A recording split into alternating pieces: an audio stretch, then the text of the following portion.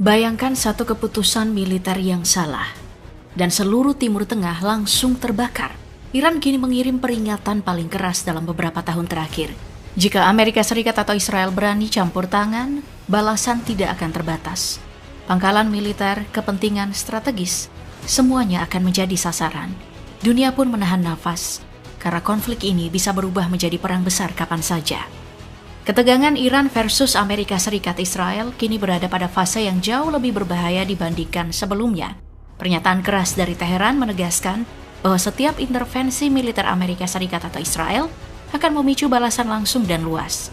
Iran secara terbuka menyebut bahwa pangkalan militer dan kepentingan strategis pihak yang terlibat di kawasan Timur Tengah akan dianggap sebagai target sah. Sebuah sinyal bahwa batas kesabaran Teheran semakin menipis. Hubungan Iran dan Israel selama bertahun-tahun memang diwarnai konflik tidak langsung, mulai dari perang proksi hingga serangan terbatas yang sering tidak diklaim secara terbuka. Namun situasi saat ini menunjukkan perubahan pola.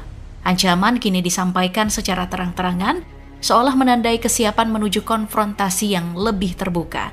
Bagi Iran, Israel bukan sekadar rival regional, melainkan simbol dari tekanan Amerika Serikat yang terus mempersempit ruang manuver Teheran. Amerika Serikat berada di posisi yang semakin rumit. Dukungan terhadap Israel merupakan bagian dari strategi lama Washington di Timur Tengah. Namun keterlibatan langsung membawa resiko yang besar bahwa mereka siap menghadapi konsekuensi, sekaligus memperingatkan bahwa biaya konflik akan sangat mahal bagi semua pihak. Di dalam negeri, sikap keras ini juga berfungsi sebagai pesan politik. Tekanan ekonomi, sanksi berkepanjangan, dan dinamika sosial membuat pemerintah Iran membutuhkan narasi keteguhan terhadap ancaman luar.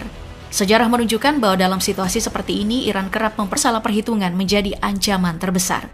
Satu insiden kecil dapat berubah menjadi eskalasi besar yang sulit dikendalikan. Ruang diplomasi semakin sempit, sementara bahasa ancaman semakin mendominasi. Ketegangan Iran versus Amerika Serikat Israel kini bukan lagi sekadar isu regional, melainkan ujian serius bagi stabilitas global. Dunia kini menunggu langkah berikutnya. Apakah semua pihak mampu menahan diri atau justru memilih jalur konfrontasi yang beresiko memicu perang besar? Jawaban atas pertanyaan ini akan menentukan arah keamanan dan geopolitik dunia dalam waktu yang tidak singkat.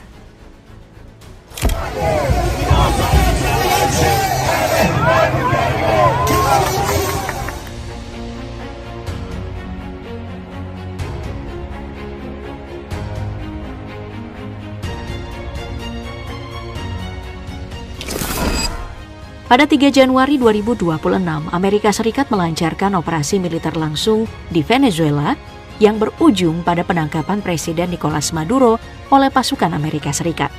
Dan kemudian dibawa ke New York untuk menghadapi tuduhan di pengadilan Amerika Serikat. Trump bahkan menyatakan Amerika Serikat akan mengelola Venezuela sampai tercipta transition government yang menurut ucapannya aman dan sesuai. Intinya, sampai Amerika Serikat dapat pemimpin yang mau tunduk pada aturan mainnya. Ini bukan cuma random peringatan, ini contoh paling gamblang dari kolonialisasi modern terbuka. Dipertontonkan di era sekarang, tuduhan dibuat dulu, kemudian ada alibi hukum politik, lalu dilakukanlah operasi dan selanjutnya diumumkan pemerintah transisi. Bukan kasus pertama, rezim-rezim yang menolak dominasi Barat dari Chavez di Venezuela sebelumnya, Saddam Hussein di Irak, sampai Gaddafi di Libya, semua mengalami pola yang serupa, di mana campur tangan militer dipakai untuk mengganti pemerintahan yang tidak bersahabat. Para pemimpin ini bahkan sudah memperingatkan kalau intervensi militer akan menjadi alat yang dipakai untuk menguasai politik dan sumber daya strategis mereka. Dan sekarang, Amerika Serikat tampaknya membidik target yang lebih besar, Iran, yang punya sumber daya besar dan kedaulatan yang konsisten menolak tekanan Barat. I would like to make a deal, the easy way, but if we don't do it the easy way, we're going to do it the hard way. Angkatan bersenjata Iran sekarang berada pada tingkat kesiapan tertinggi.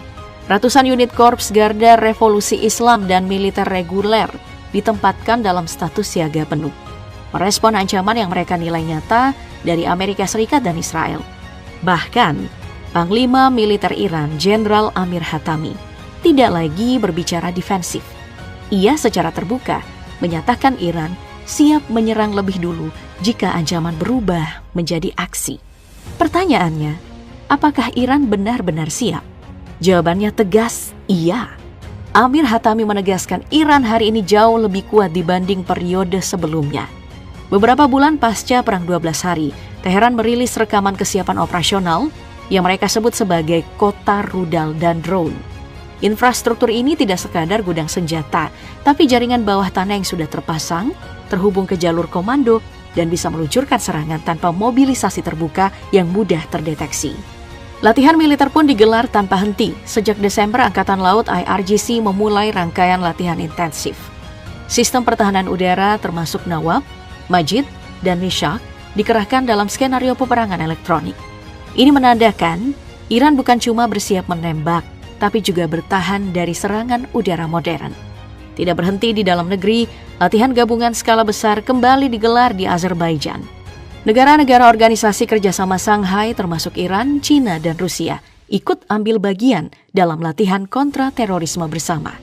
Sinyalnya jelas, Iran tidak berdiri sendirian. Dan yang terbaru, latihan pertahanan udara Iran memasuki fase baru, melibatkan seluruh matra untuk menghadapi ancaman pesawat, rudal, dan drone. Operasi True Promise 3 yang menarget Israel dan pangkalan Al-Udeid kemarin menjadi bukti jangkauan Iran. Bedanya sekarang, Iran jauh lebih siap dibanding sebelumnya.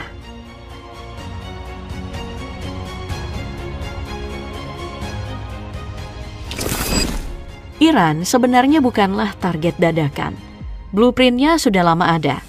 Sejak pasca 9 September, arah besarnya sudah digambar. Mantan Jenderal Angkatan Darat Amerika Serikat Wesley Clark pernah membuka cerita soal memo internal Pentagon, rencana untuk menghabisi 7 negara dalam 5 tahun. Iran termasuk di dalam daftar ini. Rencananya memang tidak pernah berjalan lurus, tapi satu hal yang jelas, Iran tidak pernah benar-benar keluar dari bidikan. Di balik kekacauan kawasan ini, ada satu pihak yang paling diuntungkan, Israel. Musuh-musuh regionalnya dilemahkan satu persatu, yakni Irak, Suriah, Libya, tanpa Israel harus berperang langsung. Proyek pelemahan ini selaras dengan kepentingan Tel Aviv, dan tak perlu ilusi Israel mendukung penuh strategi ini.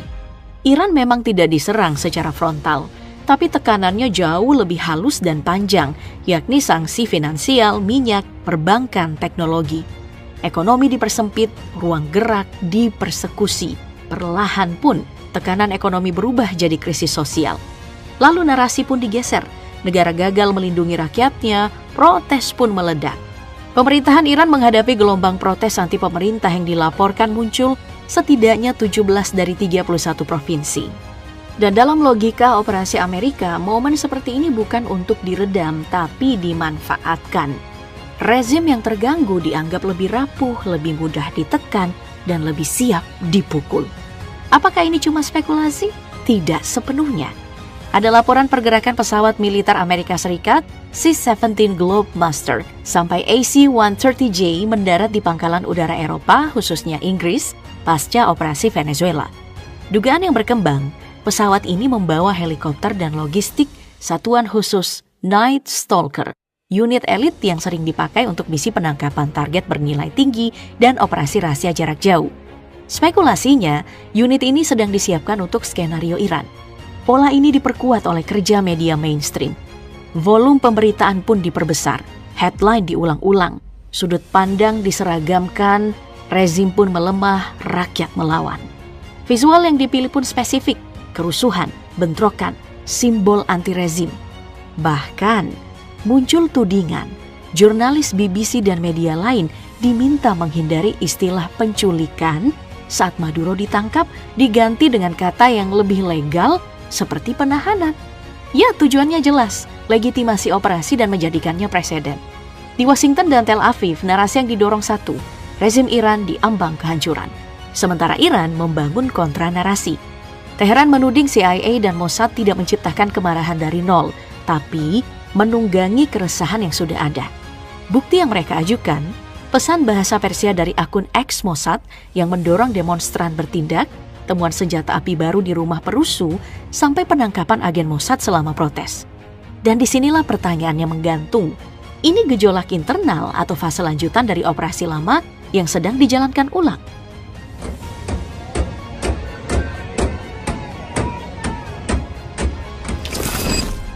Di tengah gelombang protes besar-besaran, Donald Trump menaikkan tensi. Ia melontarkan ultimatum langsung ke Teheran. Jika Iran, kata Trump, menembak dan membunuh demonstrasi damai secara brutal, maka Amerika Serikat akan datang untuk menyelamatkan mereka.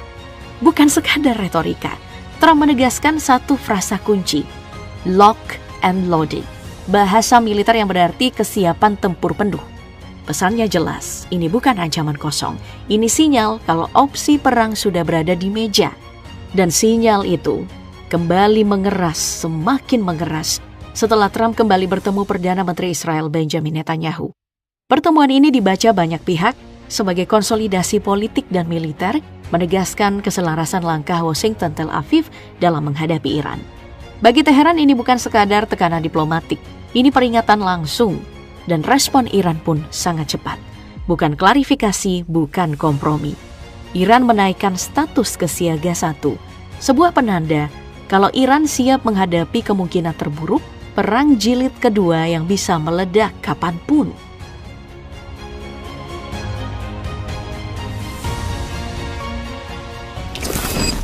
Jika kita mundur sejenak dan melihat gambaran besarnya, pola ini terasa terlalu familiar. Setiap kali Amerika Serikat dan Israel bergerak menuju konflik terbuka, satu hal selalu berjalan lebih dulu, narasi. Media mainstream memainkan peran kunci, sudut pandang diseragamkan, headline diulang dan publik digiring pada satu kesimpulan. Kalau eskalasi ini tidak terelakkan karena ulah pihak yang tidak stabil. Dalam cerita versi ini, Iran selalu muncul sebagai sumber masalah, bukan sebagai negara yang ditekan bertahun-tahun. Pola ini bukanlah hal baru. Dari Irak, Libya, hingga Venezuela, legitimasi perang selalu dibangun lewat framing. Ketika narasi sudah menang, tindakan militer tinggal menunggu waktu. Dan hari ini, mesin ini kembali bergerak, menghaluskan langkah Amerika Serikat Israel sambil mengaburkan konteks tekanan ekonomi, sanksi, dan operasi senyap yang mendahuluinya. Namun kali ini, respon dari pihak yang dibidik tidak lagi samar. Iran secara terbuka menjanjikan balasan yang lebih besar dari True Promise 3. Pernyataan ini bukan sekadar retorika emosional, tapi sinyal strategis. Kalau eskalasi berikutnya akan melampaui apa yang sudah terlihat. Pertanyaannya sekarang bukan lagi siapa yang benar atau salah di mata media. Pertanyaannya jauh lebih berbahaya. Apakah dunia kembali menyaksikan pengulangan sejarah atau sedang berdiri di ambang konflik yang skalanya jauh lebih besar dari yang diperkirakan siapapun?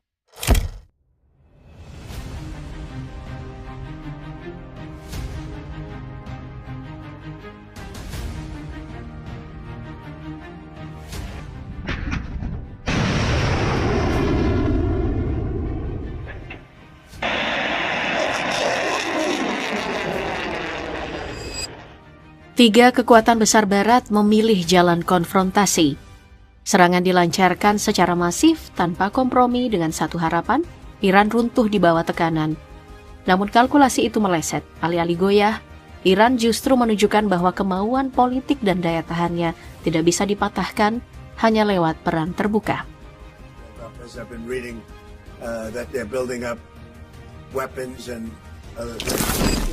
Tekanan yang dialami Teheran menurut Pezeskian bahkan melampaui luka perang Iran-Irak.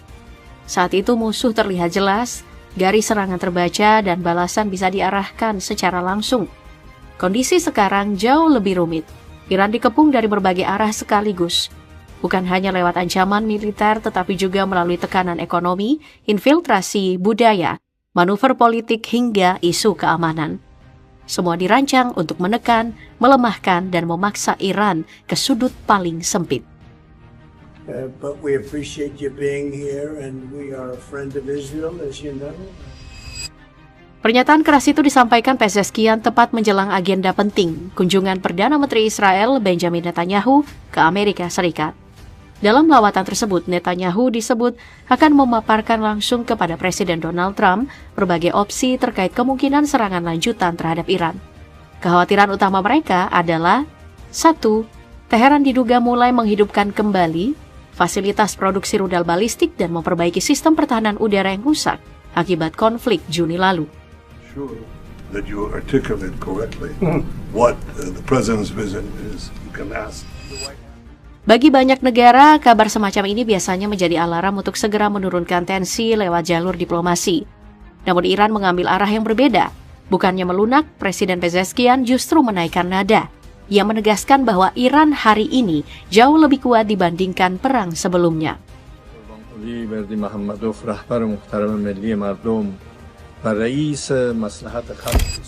Di akhir pekan ini, Netanyahu dijadwalkan bertemu Donald Trump di resort pribadi milik sang presiden, Mar-a-Lago, Florida.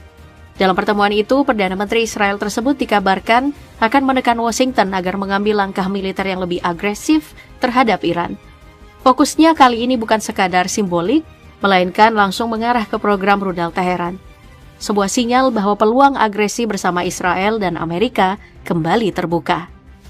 Today I'm delighted to welcome Israeli Prime Minister Benjamin Netanyahu back to Pezeshkian menyatakan bahwa posisi Iran saat ini baik dari sisi persenjataan maupun jumlah personil lebih unggul dibandingkan kondisi selama perang 12 hari melawan Israel. Ia juga memberi peringatan tegas, jika Amerika Serikat, Israel atau bahkan Eropa memilih jalur konfrontasi, maka balasan Iran tidak akan sama seperti sebelumnya, akan jauh lebih keras. Pertanyaannya sekarang, seberapa siap Iran menghadapi 3 kekuatan besar sekaligus?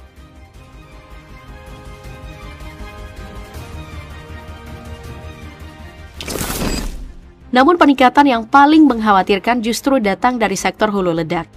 Laporan menyebut Iran telah menyiapkan jenis hulu ledak baru untuk rudal balistiknya, bersifat inkonvensional.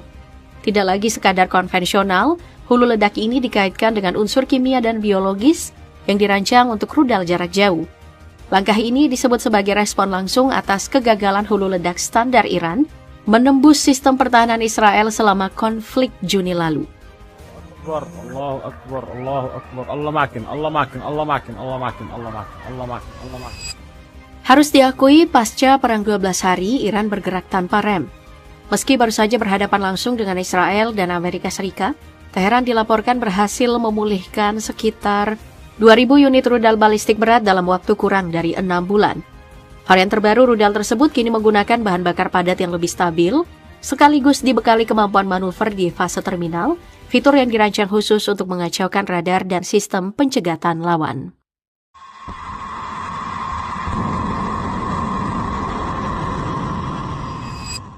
Iran juga menarik pelajaran dari medan perang Ukraina. Dari sana, Teheran melihat betapa efektifnya perang drone dalam konflik modern.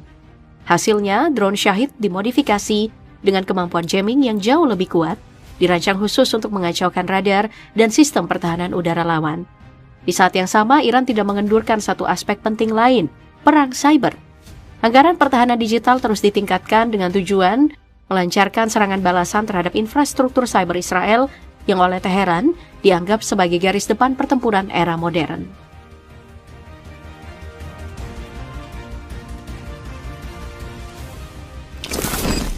Iran tidak menutup mata terhadap kenyataan. Perang 12 hari meninggalkan kerusakan serius.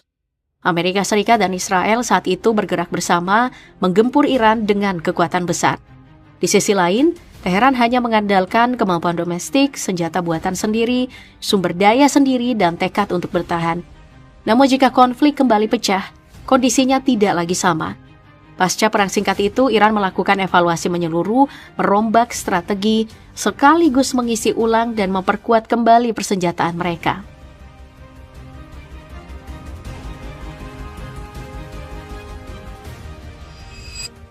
Pasca gencatan senjata, Iran tidak membuang waktu. Teheran langsung mempercepat modernisasi militernya dengan memburu alutsista mutakhir dari Rusia dan Cina, terutama untuk menggantikan sistem lama yang rusak atau hancur dalam konflik.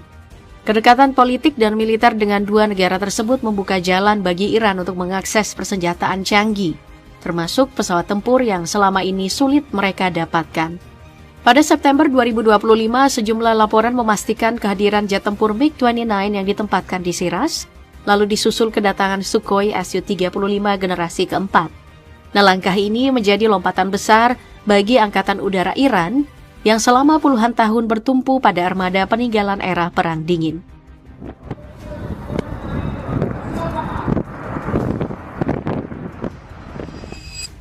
Moskow juga tidak tinggal diam. Rusia disebut ikut turun tangan untuk memperkokoh lapisan pertahanan udara Iran, dan sebagai sinyal kuat kemitraan strategis, Kremlin dikabarkan menyerahkan sejumlah sistem pertahanan udara S-400 Triumph kepada Teheran. Iran pun menerima sistem ini dalam jumlah yang tidak sedikit. Kehadiran S-400 menjadi faktor krusial dalam menjaga wilayah udara Iran, mengingat sistem ini diklaim mampu mendeteksi pesawat siluman termasuk F-35 milik Israel, serta rudal balistik dari jarak yang sangat jauh melampaui kemampuan S-300 generasi sebelumnya.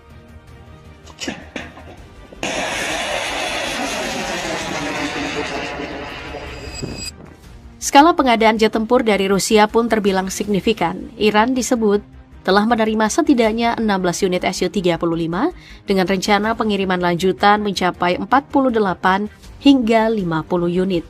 Untuk MiG-29, Teheran memang belum mengumumkan angka resmi, namun sejumlah laporan menyebut jet tersebut sudah tiba dalam gelombang awal dan ke depan akan diperkuat dengan satu skuadron tambahan, sekitar 12-24 unit dalam fase pengiriman berikutnya.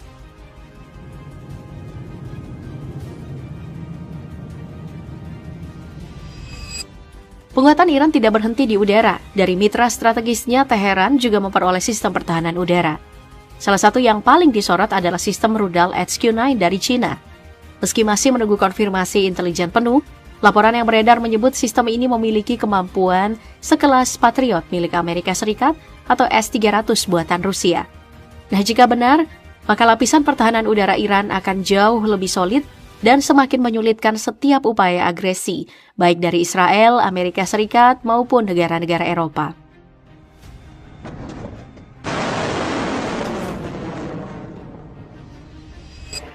Kerjasama kedua negara tidak berhenti pada ranah pertahanan udara. Rusia juga membantu Iran memasuki tahap baru dalam perang berbasis konfirmasi. Menggunakan roket Soyuz, Moskow memfasilitasi peluncuran 3 satelit buatan Iran, Tolou 3, Safar 2, Kausar 1,5. Keberadaan satelit-satelit ini memberi Teheran keuntungan signifikan dalam pengintaian dan pemetaan sasaran, khususnya terhadap wilayah Israel. Dampaknya jelas, kapasitas spionase dan akurasi penargetan Iran meningkat drastis.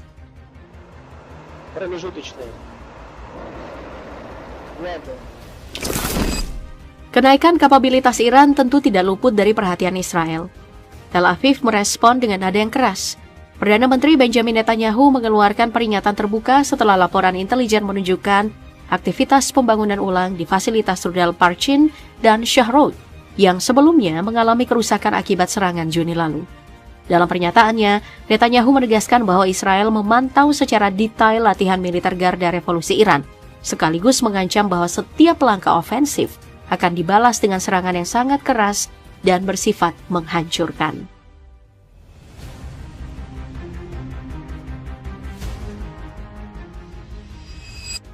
Namun, ancaman itu tidak menghasilkan efek gentar di Teheran. Respon Iran justru bergerak ke arah yang lebih tegas dan konfrontatif. Dengan penekanan pada isu kedaulatan, pemimpin tertinggi Iran, Ali Khamenei, secara terbuka menyatakan tidak ada ruang toleransi bagi rezim Zionis. Ia juga memberi peringatan keras bahwa pangkalan militer Amerika Serikat di kawasan akan menjadi target apabila Washington mendukung serangan baru Israel terhadap Iran.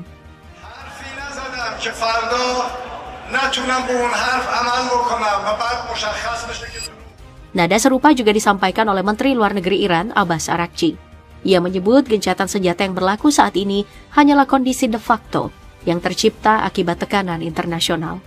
Namun Araghchi menegaskan Iran tidak akan ragu dalam meluncurkan rudal jika kedaulatannya kembali dilanggar. Artinya jelas, Teheran tidak gentar menghadapi perang, baik melawan Israel, Amerika Serikat, maupun Eropa jika situasi memaksa mereka untuk ke arah itu.